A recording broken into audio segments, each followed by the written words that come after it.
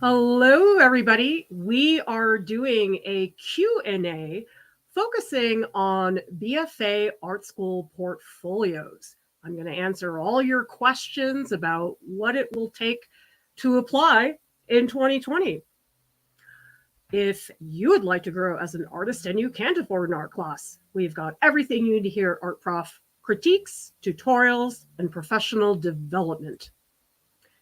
We have all kinds of resources for you on artprof.org. Go to the menu bar and you will find our art school section. And if you want to find something on artprof.org, look for content that's not on our YouTube. Use the search bar and it works really well. Brand new, this is our ultimate guide to art school portfolios. There is a page for BFA. There's a page for MFA, and these pages consolidate all of our content into one place. Really helpful because our content is everywhere. And what I've done is I've laid the page out so that it is sequential. We start with the initial research you need to do, how to prepare, get the right information, all the way up to when you get into art school, and then a little bit about after art school.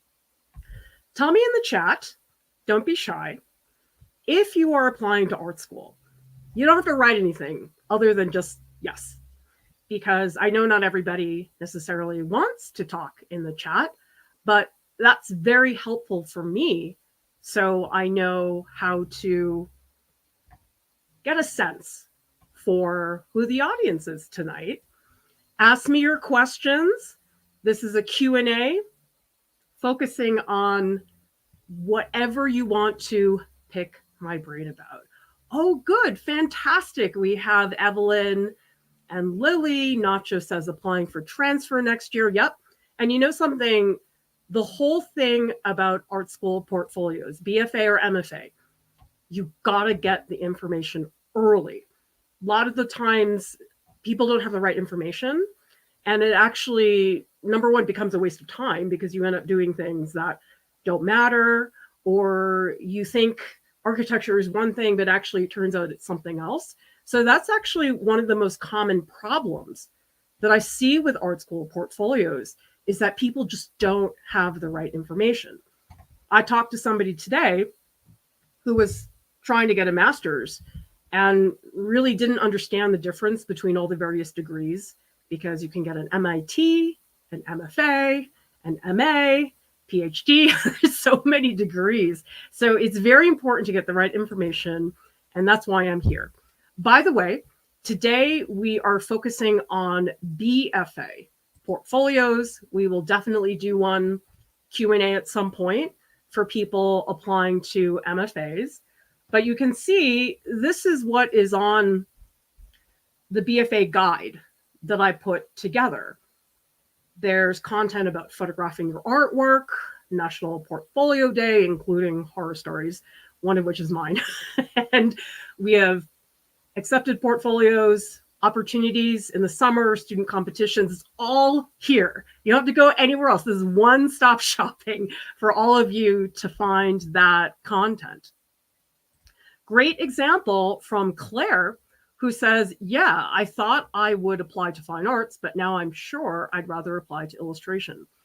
When I switched into the illustration department my sophomore year, I started in the painting department, was miserable, and decided to go into illustration, honestly, just because my friend did. I was like, okay, I guess I'm going to follow you. And I really had no idea what illustration even was until I got in the department and was doing stuff. And it ended up being a great fit for me. But even today, I'll ask people what they think illustration is, and it oftentimes is either too narrow-minded or way off.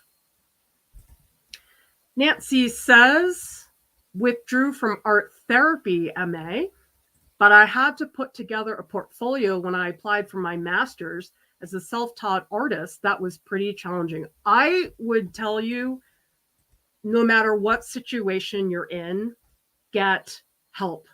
You cannot put together an application by yourself. I mean, you can. I'm not saying it's not possible, but ideally, getting the right information, getting feedback on your portfolio, not waiting too long to get feedback, because a lot of students will say to me, oh, I'm not ready for feedback. I got to finish the whole portfolio first. And I will oftentimes say to them, hey, it's too late. You have to get feedback early. Get feedback on works in progress. Get feedback on your thumbnail sketches. That is where you can catch all kinds of fundamental problems that can be really hard to fix on a 30-hour-long painting. Trust me, I've done it myself. It's really painful to work so long on a painting and be told by somebody, actually, you have fundamental issues with your composition. That's not easy to fix. So if there's any mistake, I would say to avoid, well, there's two. Don't start late and do not wait to get feedback. I have somebody in our MFA Art School Portfolios group, which is a new group. This is our Art School Portfolios group. It is a Discord group for BFA and MFA applicants. The reason I put this together is that I have noticed in the past, a lot of the support we offered for applicants was one-off opportunities. Say they get a portfolio critique, they ask in the Discord, we have a channel called BFA MFA. You can come in there and you can ask questions, but the thing is, it's not ongoing. It's little bits of advice here or there, which are helpful, but not helpful when you're actually actively working with an instructor. And so that's what we're trying to provide here with the Art School Portfolios group. This is something that is seasonal. We're only going to have it available now through March, and we'll have another cycle beyond that. But it's in our Discord, and you can post as many questions as you want. Lauren and I are in the MFA group, and one of the teaching artists, either Mia or Deepti, will be in the BFA group, and we have weekly voice sessions and we really get to know you. That is so different than when you just ask a random question, or sometimes people ask me for help with their portfolio and they'll say, well, should I put this piece in? And I'll say, I really can't comment because I haven't seen the rest of the portfolio. So that's what I'm seeing is a lot of the support people get for MFA and BFA portfolios. It's just these fragments. And I actually think that makes it harder for applicants to figure out what to do. Now, what's fun about the Art School Portfolios group, we have the text channels. You can jump in, share stuff. We offer very long, nerdy essay-like critiques because I'm a dork and I like doing that. But we also have a weekly voice session with me. And that's when you can jump on voice. It's so much more efficient to talk to somebody on voice sometimes than to write the text stuff. And what's really nice about this group, it's $30 to $40 a month, which honestly is the biggest bang for your buck you're going to get from any of our other services, because you can, say, purchase a portfolio critique or an artist call with me. But this is also more fun because you're in there with other students and you get to communicate each other. It just feels a lot less lonely. Remember, put your questions about Art School Portfolios, BFA this time. Ask me anything. Pick my brain. This is your chance to get that information. Thank you so much, Brazen. I will not be going to college again, but just want to tell Clara and everyone I freaking love how much support I get here. Well, so that's the thing, is a lot of BFA and MFA applicants feel, number one, very isolated. And number two, they're very stressed. I mean, I would be too. Like if I was trying to put together a portfolio and I had nobody to help me and I'm on YouTube watching those really annoying my accepted art school portfolio videos, I would be freaking out. I mean, to a certain degree, I'm glad I grew up without YouTube because we just made portfolios. Like we had no idea what anybody else was making, what got accepted. And I also feel like, yes, while that's not as informed, I almost think that would be better for students because all the stuff online, it's so overwhelming.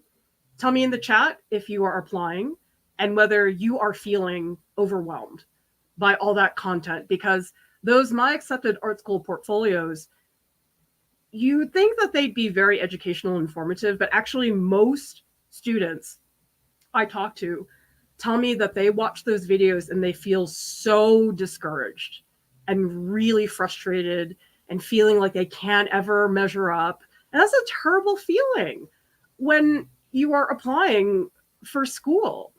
And so that's what I'm hoping the Art School Portfolios group is a solution that's not absurdly expensive, where you do get that support, you do have people rooting for you, people who are following your progress for several months, not just in a one-off comment in the Discord. I recommend this because I'm already in there with a couple of people and it's just been fantastic. They're getting all kinds of information that would have taken them months to find somewhere else. Anna says, one question my students often ask about is whether to have a broad range of work or to show they have a distinct style and conceptual direction. Thoughts? If you're applying for BFA, you want diversity.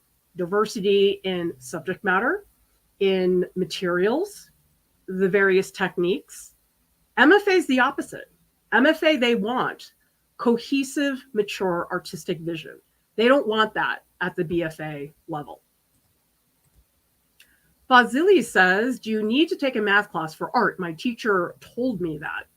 It depends on the school. You have to see if the school has any specific requirement for that. Where I went for my undergrad was RISD, and we had liberal arts classes we had to take. And it could be math if you wanted it to be. I ended up taking these really cool art history classes about learning manuscripts. Check with the school to see if there's any specific math requirement. I don't think that's common, though. I don't know of a lot of art schools that have that as a requirement. Claire says, definitely. A lot of students in the video had private studio classes or went to art high schools. Oh, you would not believe the contrast in range of experiences. For example, my spouse went to RISD, but he did it all by himself. I mean, he didn't take classes. He didn't go to pre-college. He did not go to arts high school. He didn't have any of those resources. And he had an art teacher at school, but that was it. I mean, you would not believe what some kids have access to. I mean, I had a friend who went to a posh private high school in Brooklyn that had like a whole art department. There were individual classes on different kinds of painting. I was like, do you know what I would give to have just painting class? When I was in high school, it was art 1, 2, 3, 4. That was it. We didn't have any option to specialize. And I feel very lucky that I went to pre-college because I did have that experience. But that's what's really hard for a lot of students is they just don't have the resources. So that's why I want to make a space that's not $50,000 a year. That is $30 to $40 where people can come and get support. And it's fun to do it in a group. I think sometimes one-on-one can be very helpful, but sometimes it's intimidating. So I know some people, sometimes they want to talk to me, but it's a little scary. I don't bite. I really don't. Even though I have a piranha emoji, I probably should get rid of that for that reason. But sometimes when you learn with a group of students, it's just a lot less stressful. A lot of people will just lurk for a little while, which is fine. I mean, you don't have to join the voice sessions. So this is one thing that you get if you sign up for our Art School Portfolios group is you will get a one-page PDF with my top tips when you sign up. And these are my tips off the top of my head right now. I just wrote this PDF probably 2 weeks ago. It's very new, but that is going to get the ball rolling because just so many students don't do that. And that's when you really get in trouble. Evelyn says, everyone who makes those videos has really amazing, often realistic art that you end up comparing yourself to and feeling bad about. Absolutely. I mean, I'm sort of proud of the problem. I feel sort of bad because we have tons of portfolio critiques. And of course, you see the student and their portfolio. And so we're sort of also doing that. I hope it's a little different because I'm an instructor and I'm teaching. It's different than when it's the student showing their accepted portfolio. But the thing is, you guys, realistic art is not everything. Realistic art can be super boring. Or it can look really cliche. I mean, it doesn't matter if it's realistic. In fact, most of the work I like is not realistic. It's actually rare for me to like a very photorealistic image. And so that's the problem, is that a lot of these portfolio videos, they skew people towards thinking that, oh, wow, I watched 10 accepted portfolio videos. They all had photorealistic work in there. I guess that's what I should do. But that's not true. There's so many other ways to stand out in your portfolio. Nacho is asking, are people that look at portfolios harder on transfer students? When applying for transfer, should I submit work I did in classes I took already or more independent work? It's not that they're harder on them, because, I mean, it depends on what year you transfer. Most people usually will do first year at another college, decide to transfer, and so they will transfer into, say, second year at an art school. The one difference, and it depends on the school, again, so much of this is specific to the school, which is, again, why you guys need to do your research, read everything that you can possibly get your hands on. The biggest thing is that some schools, to transfer into that school, you have to pick a major before you apply. Now, if I were to apply to RISD as a first year, you don't have to declare a major. You just apply. And let's say you want to go into graphic design. You can have a couple graphic design pieces in your portfolio, but you don't want a graphic design portfolio because that's too limited. So it's not that they're harder on transfer students, but that you probably do have to say what department you want to go into, because oftentimes the transfers, it's a matter of numbers. Like the department actually have space for someone to transfer into the department. And in terms of whether you should submit work, Nacho, that you did in classes or more independent work, it really depends on the type of classes that you took. Because one thing that I warn people about is trying to make your portfolio out of all class assignments. Because as a teacher, as an admissions officer, you can spot that a mile away, that, oh, this high school art teacher asked them to do this. Like, it looks very project-y, if that makes sense. But you do need to have some independent pieces, not just because it's better for your portfolio, but because as artists, we have to learn how to think independently. We can't always rely on being given a prompt to understand what we want to do. In fact, some people who go to art school really have a tough time afterwards because they become so accustomed to having the structure of a prompt that they don't know how to self-initiate a project. So that's a great experience no matter what you end up doing. Karasu says, do you have any advice for illustration application specifically? I'm hoping to go to Columbia College, Chicago. Okay, for illustration, the first thing I would do, find out what illustration is. In fact, let's do a little test right now, okay? Everybody type into the chat what you think illustration is. Do you think it's advertising? Do you think it is children's books? What do you think it is? Because people are always shocked when I tell them just how gigantic the illustration field is. It is so diverse. So the first thing, Karasu, you have to research the illustration field. You have to figure out what it is. And really the best way for you to do that, Karasu, watch our illustration curriculum, because the illustration curriculum is an overview of all of illustration. We tell you these are the skills, these are the industries, these are the various formats for illustration. So just go to artprof.org and you just want to click on the search bar, because when you click on the search bar, you just type in illustration curriculum and it will certainly pop up. Okay, Karasu says they recommend general education rather than art. Listen to those schools, because actually I have a lot of students who don't want to go to art school, but they love art and they want to make it part of their college study. And so let's say they apply to Boston College, but they want a portfolio to be part of their larger application. And they often ask me what to put in there. And my first thing is to say, listen, call the art department and ask them, what do you want people applying to the school to have in their portfolio? Because the biggest mistake, everybody, is not getting that information. Because while I can, of course, give you general words of advice, there are some schools that have a super specific application. The most specific one I've seen is Sheridan College. They have such structured prompts. I think one year I was working with a student and it was like, put a character in an office, and you had to do these prompts.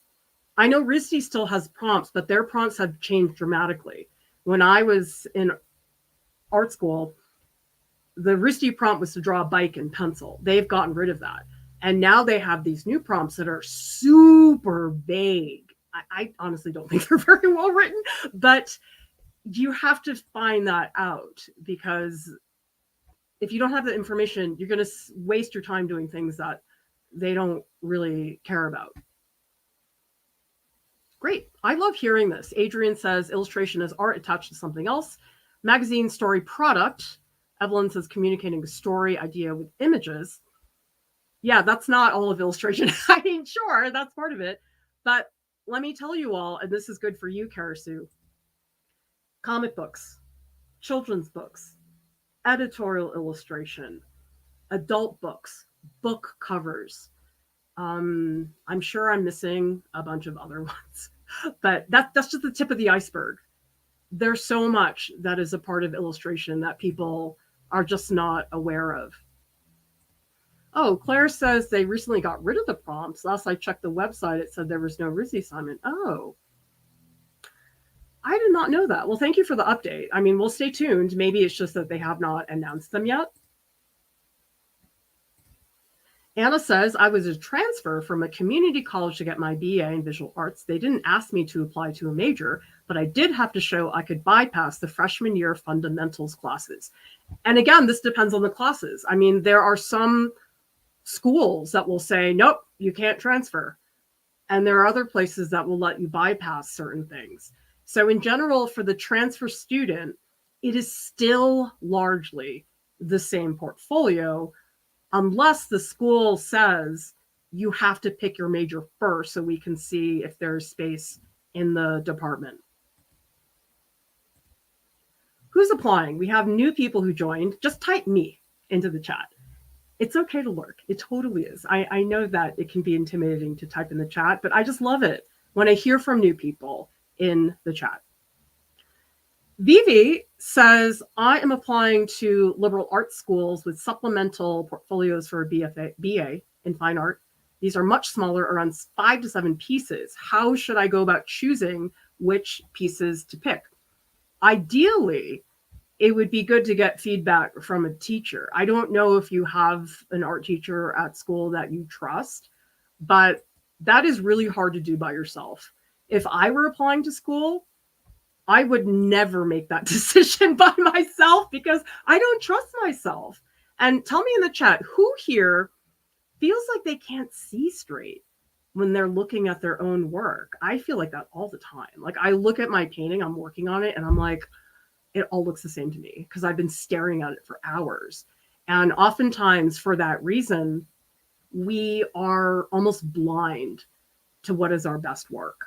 And that happened a lot when I taught at RISD, because I'd oftentimes ask students to do, let's say, 6 thumbnail sketches, and they bring them in, and almost all the time they would pick the worst thumbnail as the one they wanted to do. And I'm convinced it's for that reason, because we're in our heads.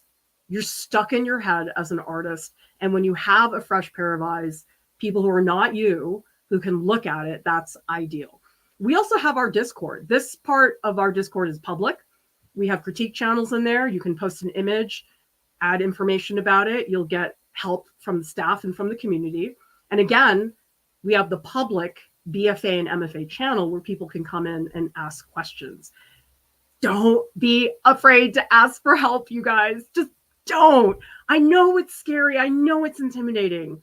How many people here, tell me in the chat, are afraid to ask for help, are afraid to ask for feedback? because either it's intimidating or you're worried about coming across badly, or maybe you're embarrassed because you feel like your work's not very good and you don't want anyone else to see it. Okay, anybody who says no, that they've never had that experience is totally lying, because that's every single BFA applicant has that experience. So Vivi, I don't know what your options are, but if anything, get into our Discord, and you can't post a portfolio in there because we don't do portfolio critiques, but at the very least, you could have us critique one piece at a time. And that can sometimes serve as a gauge, because sometimes people will post a piece and they think to themselves, oh my God, this is my best painting. And then you post it in the critique and you get all this feedback. Oh, this is not my best painting. So you have to step outside of your head. Casey says, I'm working on designing and sewing a costume for Shakespeare's Lady Macbeth. Would this be considered derivative or fan art? Nope. Because Lady Macbeth is a timeless character.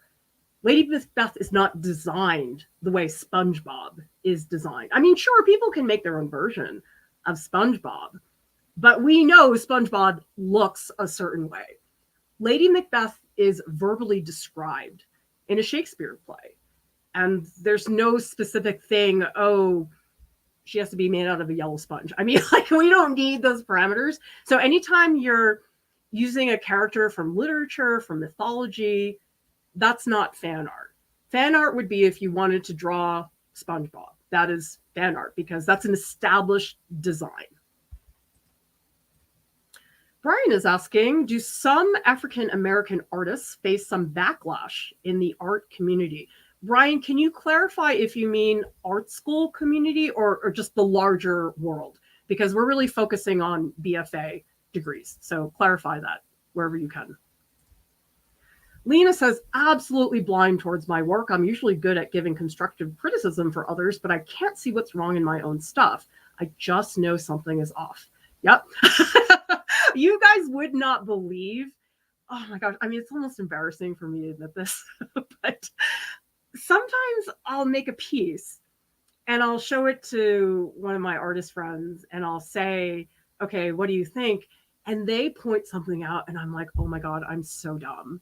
How did I not see that? Once they say it to me, it totally makes sense. But in the moment, making that, I did not see that. And that's incredibly important, to get that almost wake-up call about how your work is coming across, because we have all these ideas about what we want to do. We say, I want this painting to be like this. I want it to talk about this. Now, whether that comes across to an audience is up for debate. Until you've actually shown it to somebody other than yourself, there's no way to really gauge the success of that piece. And especially for something like illustration, if you're trying to illustrate a painting of Lady Macbeth and we look at it and we have no idea who she is, and we say, oh, that's some random woman, that's not good. That means you need to go back and work something. Just an Imagination says, I often look at my pieces and purely get cringe no matter what, like I could do this better type of moment. Oh my God, you're preaching to the choir. I get so uptight. But see, that's where another set of eyes is going to help you. Because sometimes I'll do work and I'm like, oh, this is awful. I hate this thing. And then I show it to somebody else. They go, actually, I think this part's okay. I think it's actually this part that you need. So tell me in the chat, who here has trouble getting feedback? Because if you have an easy time getting feedback, you are absolutely the exception. It is not common for people applying to BFA programs to have easily accessible, trusted feedback, which is why I'm encouraging people about our Art School Portfolios group, because you're going to have our pro staff in there helping you. And, you don't have to stay the whole time.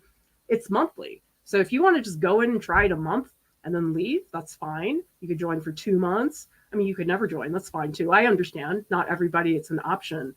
But I am hoping this is going to help a lot of people, because it just, I feel so bad when I see all of the applicants struggling with all of these things. And one of the reasons I started Art Prof was to help people who are in that situation, who are alone, they live in a remote area, they have never taken an art class before. So I'm really hoping I can fill in the gap for a lot of you. Justin says, I fear asking adults, but I always ask friends about my work who are also designers. Okay, one other thing.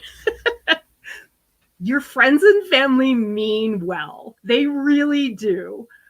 But don't ask them for help in your artwork unless they're a working artist professional, because oh my gosh, so much grief I've seen people go through, just idiotic comments from friends and family that really discourage a lot of young artists. So listen to it if you want, but you can also just say, okay, thanks. Excuse me. Evelyn says, one of the things I struggle with is having a balance between doing what I'm interested in and doing what I think will stand out for my portfolio, 3D mixed media. Yeah, we do have a video. It's called How to Stand Out with Your Art School Portfolio. Just type it into the search into YouTube. Here's the thing. Those are recommendations. If 3D does not interest you at all, nobody says you have to do it, because you want to do things that hold some degree of interest. I mean, if you are just kicking and screaming the whole time you're working with your mixed media painting, that's not a good thing. On the other hand, I know a lot of students have never tried it. So if you've never tried mixed media before and you're thinking, I don't really want to try this, do it anyway. Because you know something? You might like it. And it's fantastic. To me, it's like food. Like, has anybody here ever eaten something that you hadn't eaten and you're like, I don't want to eat that? And then you ate it and it was awesome. Like, that happens to me all the time. It's like that. And you know, if you try the mixed media and you hate it, you have to do it again. But the key is to try. That's what a lot of students don't do. They make assumptions. Oh, well, that's not going to be fun. That's not going to work for me. It's like, you don't know until you actually tried it. Karasu says, I tend to notice all the flaws in my work, compare my drawings to other artists. I also don't understand advice on how I can improve. Well, here's the thing, everybody. There's good advice and there's bad advice. I cannot believe some of the critiques that students have told me that they've gotten. And unfortunately, a lot of it's very vague. People will say things like, you have to make your drawing more dynamic. It's like, okay, how? And so a good critique, somebody will point out something that needs to improve, and they will provide for you concrete actions you can do to make it better. So if you're trying to make a gesture drawing of a like super dynamic pose, they might say to you, you need to exaggerate the proportions more. That's actionable. If I just say make it dynamic, that's really not helpful. Brian is asking, do you think artists will criticize other artists because they're jealous? Oh, yeah. That happened to me all the time. Sometimes I'd be in a group critique, and I'm not trying to toot my own horn, but I sort of hit it out of the park, and I'd get this great critique from the professor, and people definitely held that against me. I think that's inevitable. I don't know that there's anything anybody can do about it. I mean, I feel like that's the reaction that I would have in that situation as well. So I understand. But the important thing is to find people who are going to be supportive. Stay away from those toxic people. They're everywhere.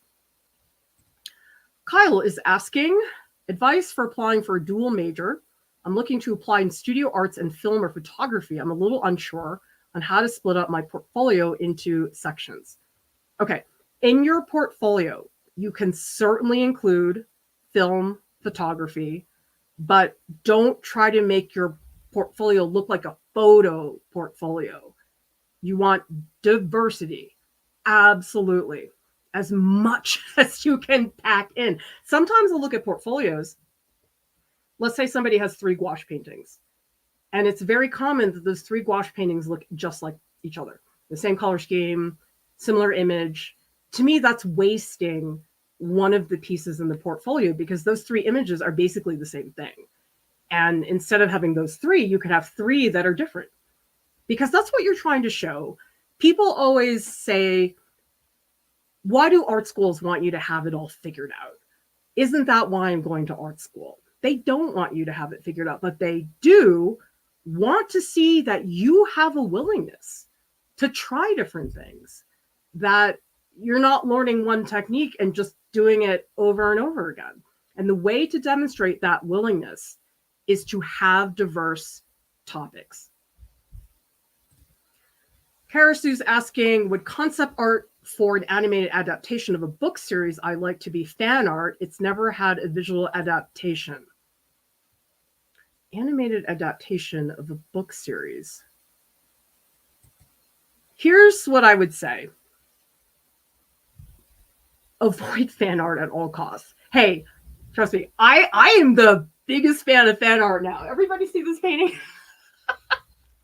This is my first fan art. I mean, yeah, part of it is that I have this absurd crush on Aaron Debate who's in here, and I learned so much. And there is so much to be learned from fan art. But you know what?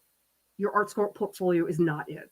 That is not the place, because they just automatically, it's out of there. Once they see that, it's just this blemish on your portfolio. I'm not trying to say that's right or that's what they should do, but I do see people doing a lot of pushback on that. I'm like, you guys, just don't do it, okay? There's so many other things you can do. Fan art is fun. It's great, but it is not for your art school portfolio.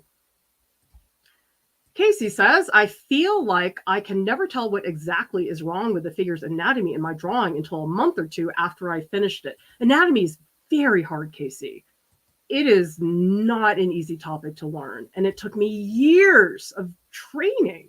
And I was lucky that I had that training. I had the feedback. I had live models posing for hours and hours on end. And even then it was difficult. Here's the other thing too. Just because the anatomy is correct doesn't mean it's a good drawing.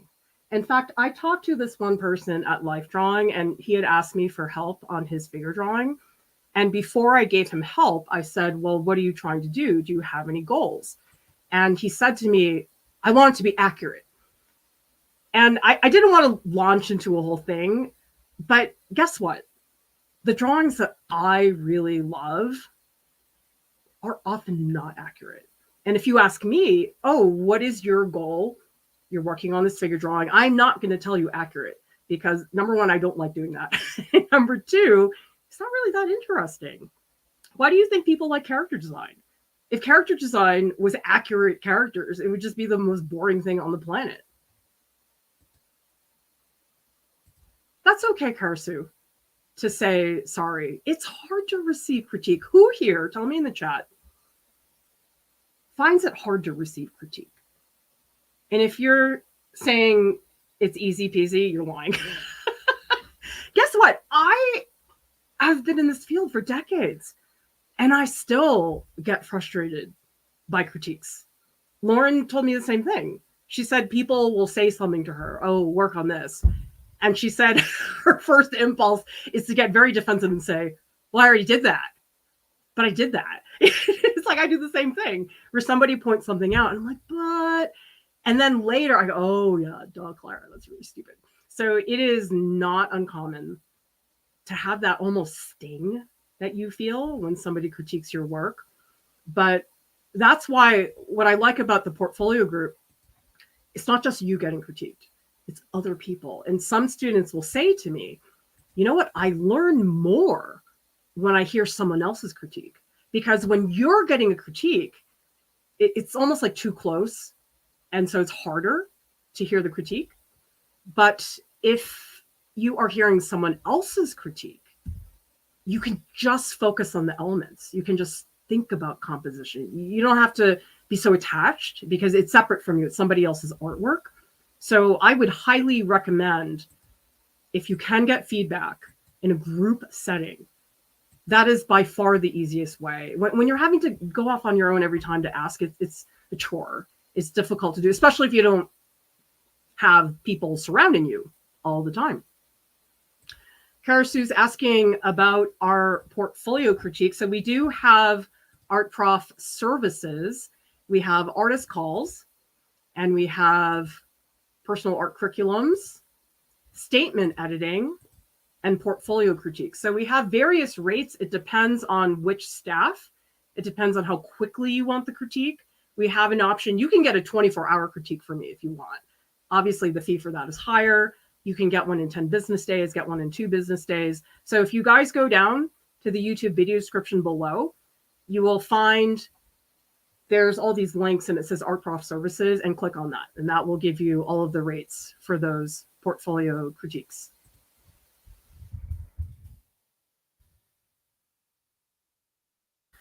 ASMR Ronald says, what's your advice for ordering the images in your portfolio? Great question.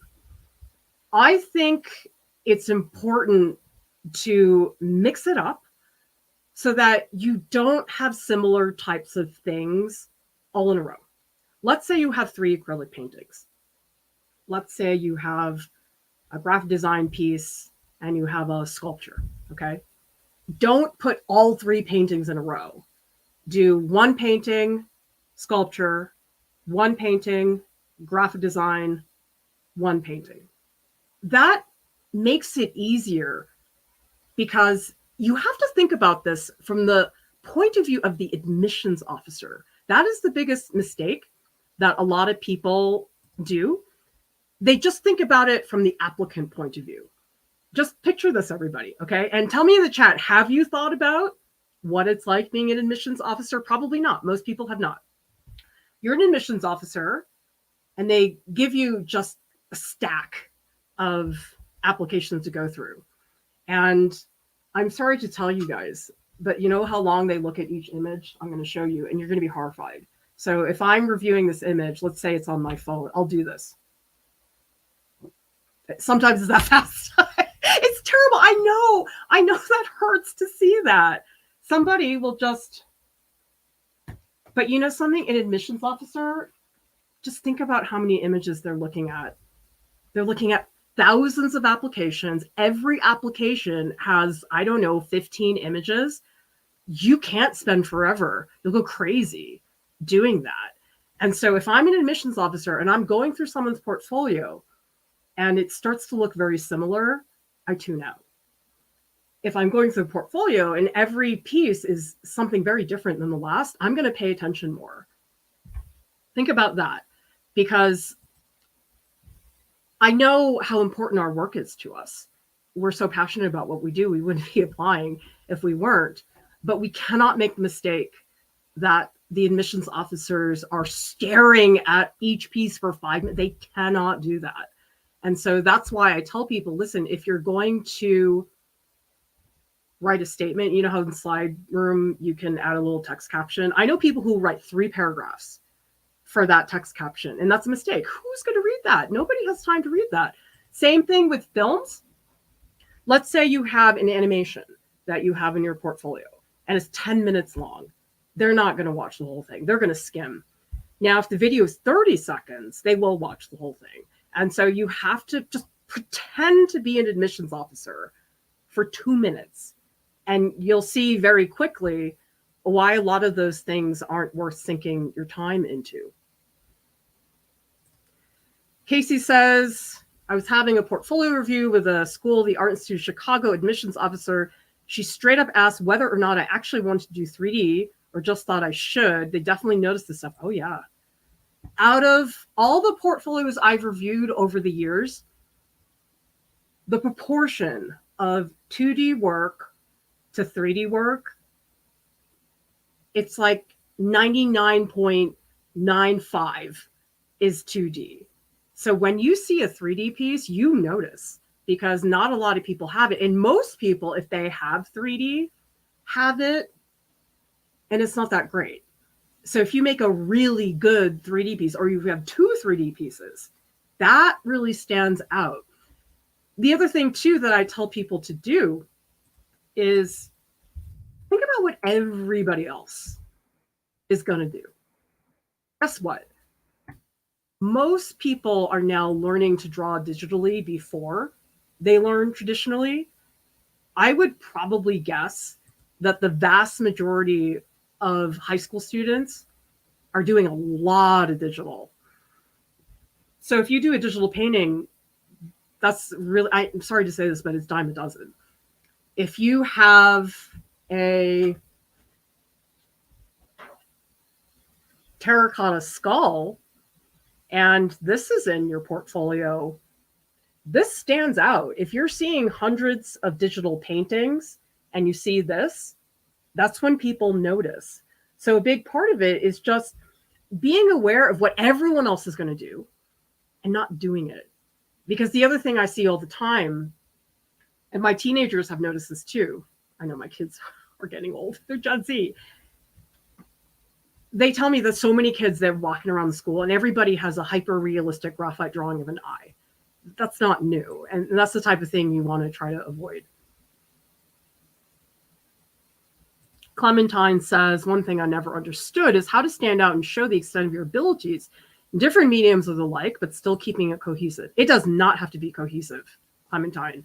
I do not encourage a cohesive portfolio. You can't. Nobody can do that. I mean, the second you try to do the more unusual things and show your extent of your abilities in different types of things, that's good. That's what you want. So this idea of a cohesive portfolio is off. Don't do that. That's only limiting what you could possibly be putting into your portfolio. Evelyn says, sometimes I'm afraid to ask for critique because I might have to end up redoing the art or making major changes. Okay, this is what you do, Evelyn. You ask for critique early. I recently did a stream on thumbnail sketches. Actually, I can show you all some of my thumbnail sketches. If you ask for critique when the painting's done, like let's say I have this painting and I finished it, I spent a lot of time on it, and then I ask for critique, it's hard for me to make changes, really hard, because I spent all this time on it. Now, instead, if I show all of you, see these thumbnail sketches? These, hang on, see this? I can tell you what to fix here. I can look at this and say, oh, I don't think the placement of the figures is very good. Now, if you need to change it, it's easy. I haven't started the final painting yet. This is a quick sketch that probably took me, I don't know, 8 minutes or so. And so that's what I was saying about feedback. Don't wait. Get the feedback early. Having to redo it stinks. Nobody wants to do that. But when I work with students, I say, I want to see the thumbnails. I want you to test out some materials.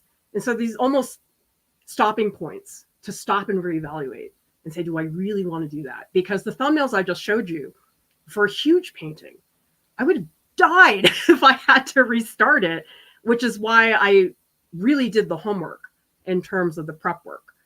So I understand that fear, but really, that's why I tell people asking for critique on the final piece.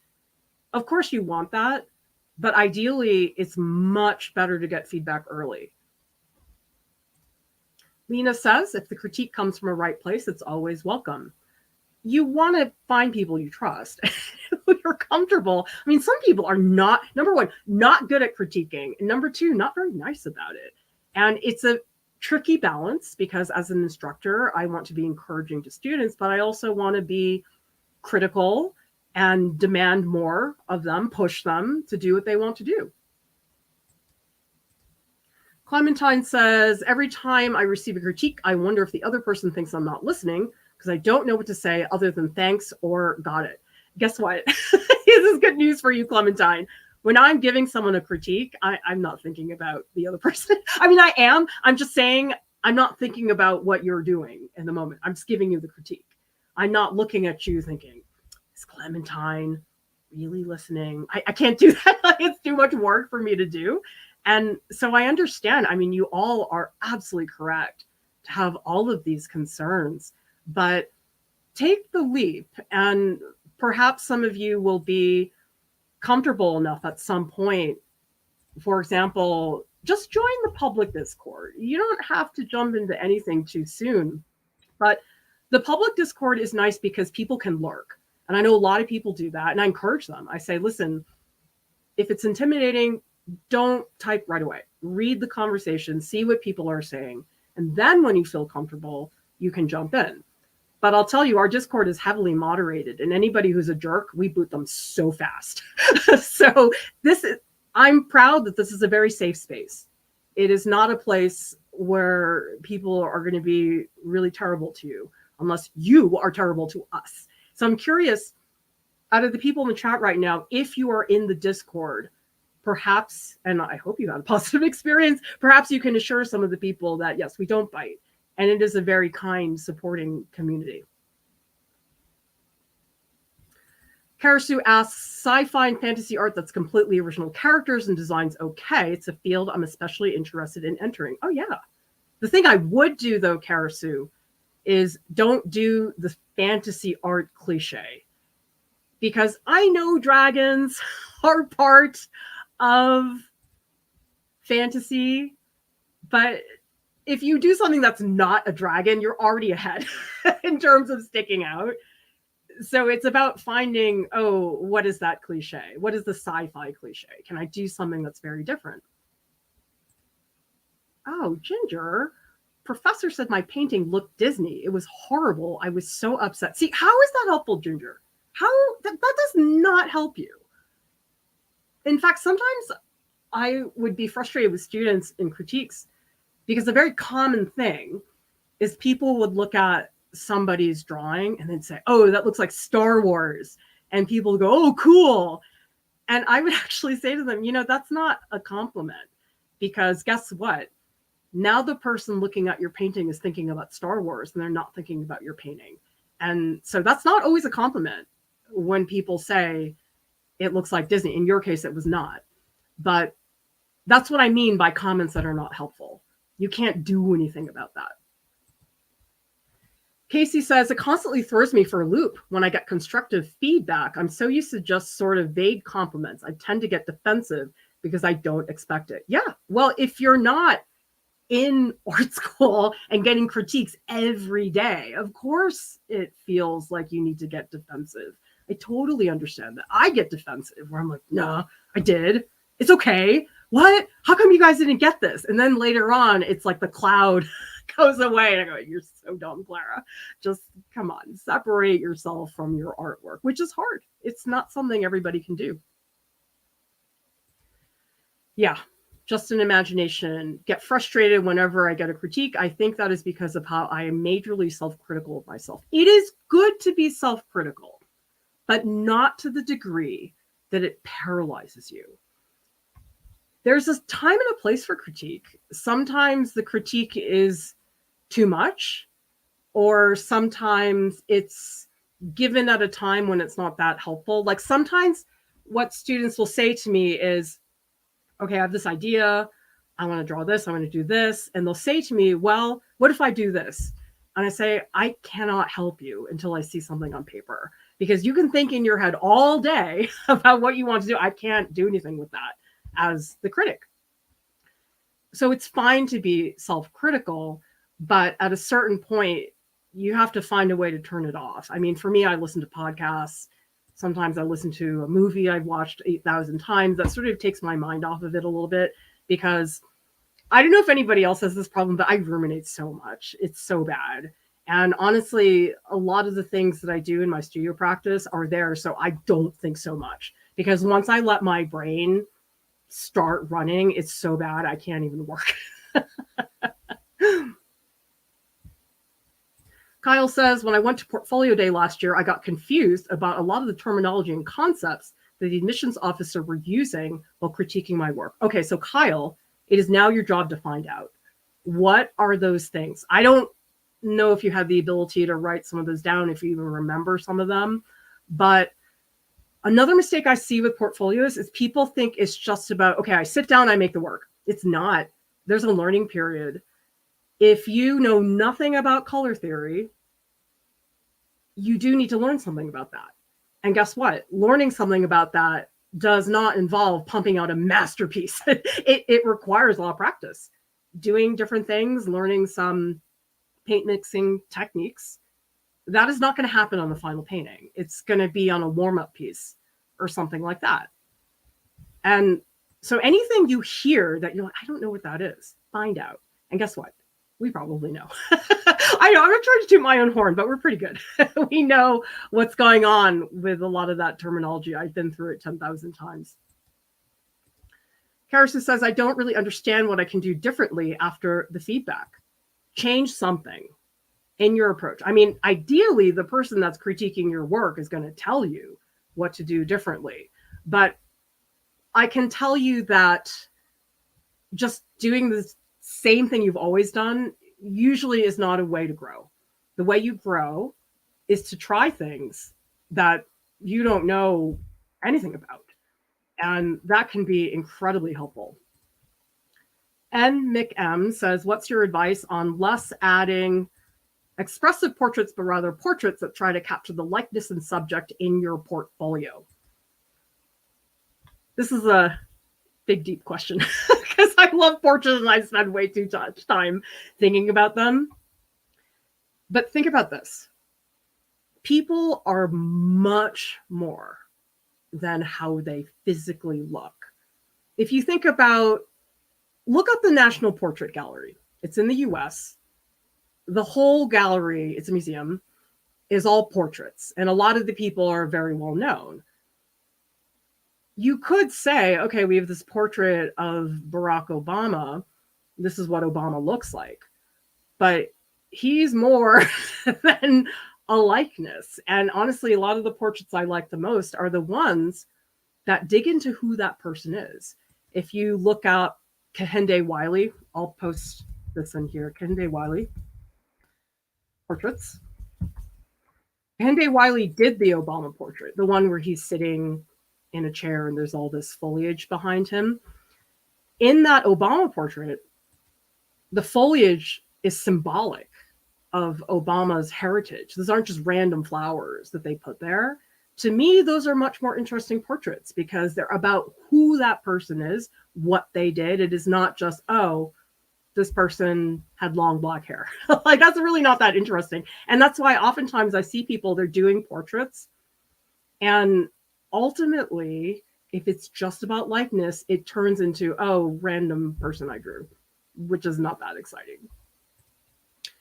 Casey says, I heard from another admissions officer that it's better to group similar images together in a way that flows and isn't jarring. Would it depend on the school? I disagree. I mean, you have to listen to me, Casey. You should make your own decision, but I'll tell you why I think that's not a bad thing. Jarring. That makes it sound like you're being slapped in the face. Like jarring, I associate that word with something very like, oh my God, like really scared, not a good experience. But the reason I was saying to break it up and not put those three similar images in a row is that it keeps us interested. Here's an idea. Okay, everybody see me right now? Does everybody notice how I do this and how I do this? That's a change of pace. Now, if I stayed here the entire video, it's not as attention grabbing. If you just see the same thing over and over again, you just tune out. But the second I do this, it's not a big change, but it's a minor visual change that if somebody's like really watching, will notice. And good videos do that. They change the music, they change the point of view. This is a similar thing. That's how you keep people engaged, is to give them something a little bit different instead of the same thing all the way through. But again, everything I say is suggestion. You guys totally don't have to listen to me at all. Clementine says, I feel like the other thing is just asking the person giving the critique what they mean or what they think you could do to improve, because the critique's for your benefit at the end of the day. Absolutely. A critique is a conversation. And I know sometimes when I critique artwork, people are very surprised that I ask them all kinds of questions. I say, what were you thinking here? What was your intent here? If I critique artwork without the person present, I totally can. That's fine.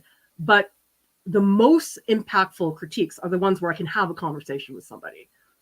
And sometimes that's just me being in the Discord channel and typing to people there. But sometimes it's in the Patreon group where I'm giving a critique on voice. And those are the easiest critiques. I think they're the most efficient.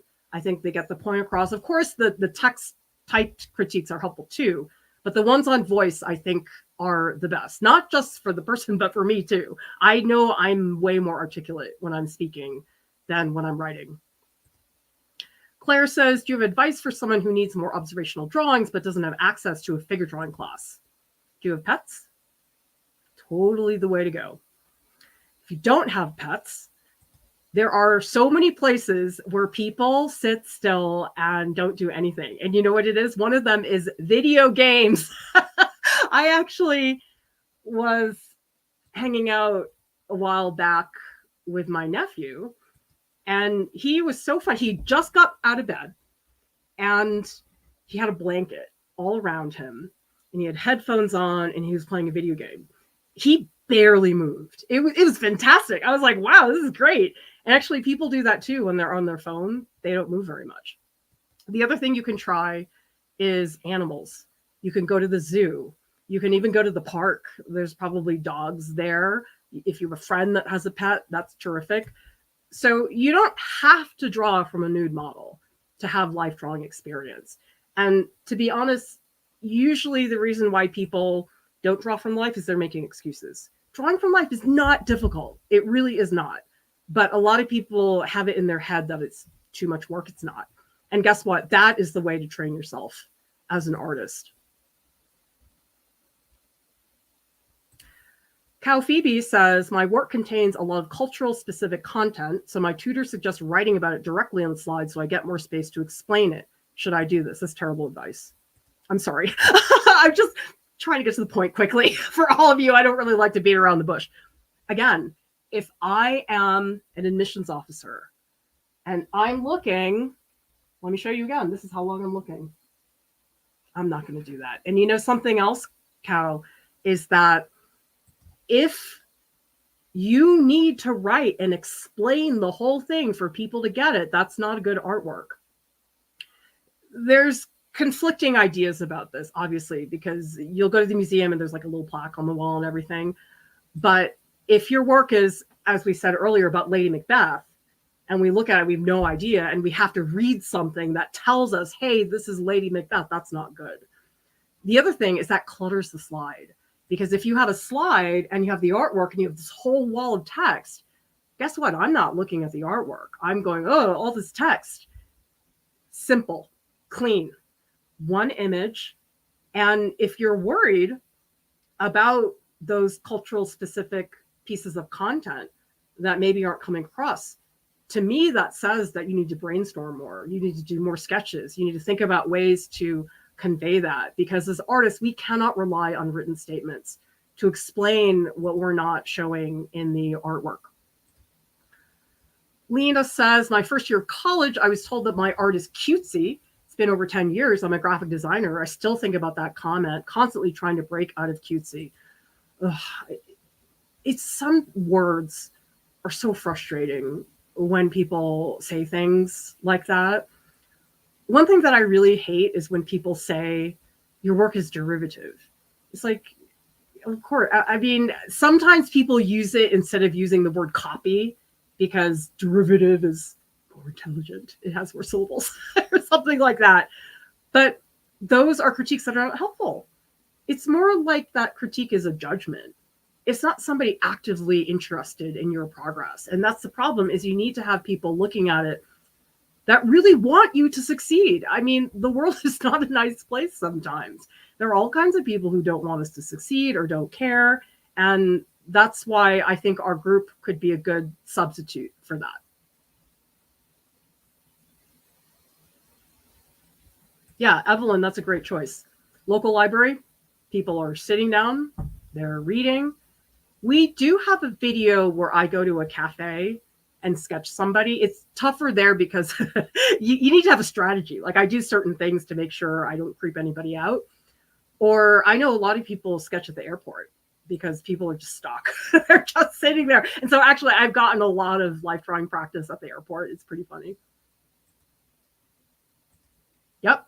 People at the beach are half naked anyway, and they're just lying there trying to get their suntan.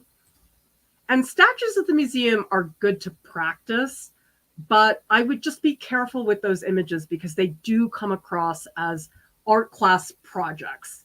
And they're not great for life drawing because they won't get you to think about your topic as a living, breathing being, because the statues aren't going anywhere. And I really think that does change your perception and how you approach that. Lena says, how do you deal with the sun and wind at the beach? You bring clips. That's what I always do. And when I work plein air, I work small. I don't bring gigantic things. I don't even bring an easel with me because it's too much of a pain. But we do have a lot of videos where I travel and paint on site. So some of you can look that up. Yeah, Clementine says, draw my dad while he watched TV because he barely moves. Sometimes people take naps. I mean, my spouse takes naps all the time. Like, I totally could draw him anytime. And there's a lot of ways to get into that. Yeah, you have to do it, Claire, in a very specific manner. I sit far away enough that they usually can't see me. And I try to pick somebody who's like really into their laptop. And so if you just sit there and you observe, there are some people who casually look at their phone, but I drew this one guy at the cafe. He was like in his laptop. I mean, he wasn't looking at anything. And I sat further away. And when I draw people, I don't stare at them. Like, I'll sketch a little, I'll glance at them more occasionally. Like in a life drawing class, I'll do that, but I can't do that in public. Oh yeah, totally, Evelyn. That's the other thing is people always think that a nude model is the best. But guess what? When I went to art school, I spent so many hours drawing nude people that afterwards I was doing some portrait commissions. I was like, oh my God, I don't know how to paint clothes. Like, I don't know how to paint patterns or textures. And it's just a great way to learn about how to draw. Yeah, Brazen Spirituality says, not necessarily for the portfolio, but you can move around it and find the view and the lighting you like best and draw a lot. So there are a lot of things you may do for your portfolio that don't go into your portfolio. That's a mistake that people think everything they make goes in the portfolio. No. I mean, I tell people, if you need 20 pieces, you're not going to make 20. You're probably, I hope, you're going to make 30 or so and pick the best 20 out of that. A409 says, I hear you saying portfolios often lack physical 3D media, but what about 3D CG? Would it be a good idea to add both? You can add whatever you want. I mean, you can do 3D CG, but I can tell you between the two, your average student in high school who's making art is much more likely to do digital media. And so you can do 3D CG, obviously, but it's not going to stand out the way that a 3D sculpture is going to stand out. And I really think, I'm sorry, at the risk of sounding like a horrible old fart, I just think not enough students are using traditional media. And I've heard all the reasons why, and I think digital media is phenomenal, but sometimes I think it's done to the extent that it severely limits people in terms of the skills that they're developing. I know a lot of people like digital painting because of the layers, because you can do undo, but guess what? There is value in not being able to erase something. I had that my freshman class at RISD. I had them draw with crayon the first 3 weeks, and it drove some of them crazy that they couldn't erase it. But guess what? They had to find other solutions. And so having every single tool available to you all the time is not always a good thing. Sometimes it makes it so that you fall into patterns and aren't trying new things.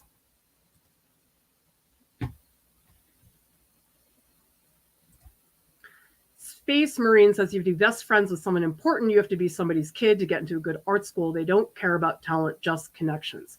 I don't think that's true. I think certainly there's a whole tradition of legacy admissions. That's in all of academia. It depends on the school. I know that there are some schools recently that are ending legacy admissions. Some of them are not.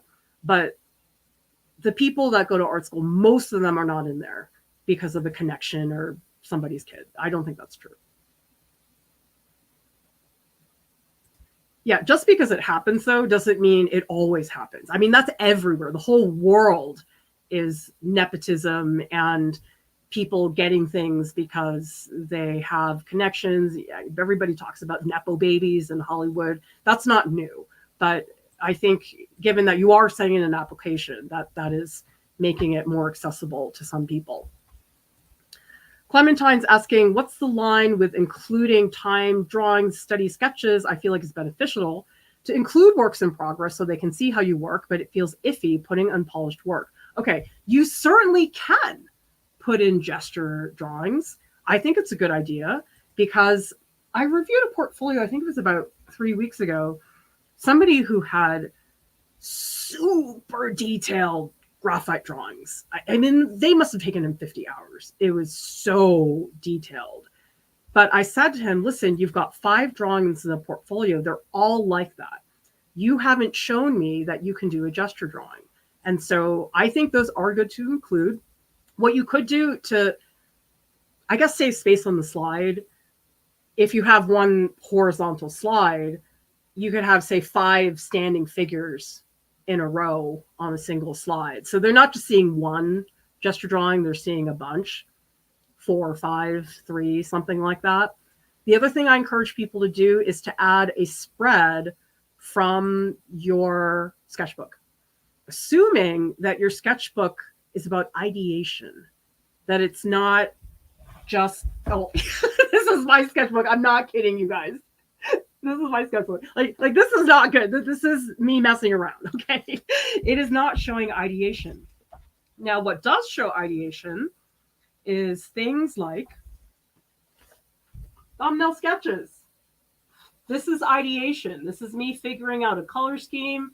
This is me thinking about what's happening in the composition. So in that spread, you are seeing my brain working. That's the type of sketchbook spread you want. If it's a sketchbook spread and it's just a nice random portrait, I probably have something like that in here. I mean, I don't think this is good, but this is just a random, it's Aaron to me, of course. This is not helping people see your ideation. It's just a portrait. So as long as it shows your brainstorming, your thumbnail sketches, you developing an idea, that's really the way to go. JC says, I struggle with lack of concepts, ideas, and directions to go in for works in my portfolio. Can you say anything that could help me with this? Brainstorming. That's what you need. Because, and tell me in the chat, it's fine. It's confession time. How many people here do brainstorming before you make a piece? And I don't mean just you thought about it and drew a couple sketches. I mean deep brainstorming, where you're researching, you are creating mind maps, you're doing mood boards. Brainstorming is a separate skill. It doesn't have anything to do with painting in a lot of ways. And the other thing I would say, JC, too, is we have a huge list of prompts on artprof.org. So if anybody here is needing ideas or prompts, go to that list. I believe it is under, if you go to the main menu, it's under Learn and Create, and I think there's an entry that says prompts list. So just click on that, or just type prompts into the search bar. But a lot of the reason people have trouble coming up with ideas is because they don't have brainstorming skills. We have a brainstorming track, and in that track, we have structured brainstorming exercises that will help you build those brainstorming muscles. So just type that into artprof.org, it'll pop up. Because most people do not have brainstorming experience, or if they do, it's very minimal. Casey says, I actually find myself liking not erasable materials better. I sketch in pen a lot because it makes me commit to every line. That's why I like markers, because sometimes you have an eraser, you end up second guessing everything. And it's like, this is really stressful. But if I have a marker and I put it down, it's like, that's it. I can't like really go back or question that. And I think in a lot of ways, we benefit from that. It makes us bolder. It makes us more confident. And that's really helpful. Merp says, brainstorming sometimes. I will go on Pinterest, draw whatever I see first. Other days, I will work on an idea for months and be scared to work with it. In that case, then, I would shorten that time period. Just tell yourself, I only have 2 weeks. I'm going to brainstorm, because brainstorming is a tough skill. It's not easy. But you know something? When somebody's really thought through an idea for a painting, you can tell. It's very, very clear. And Pinterest is very helpful. I know a lot of people use it for image references and things like that. But I will tell you, you can quickly fall into that Pinterest trap, because my problem with Pinterest is that it's very homogenous. If you compare it to the world, it's like, yeah, there are more people in the planet that aren't thin and white. You know, I mean, it's like, that's, I feel like what I mostly see. People who have Photoshop faces and are wearing lots of makeup. I mean, even I was trying to look for images of older people on Pinterest, and all the pictures that popped up were older women just caked in makeup. And I was like, I want images of women who aren't wearing makeup. So Pinterest is helpful, but it is very limited in terms of what it can provide. Yeah, do the mood boards. That is research. That is you gathering images and ideas. That is just as important as some of all of these other skills. They're very, very important to have.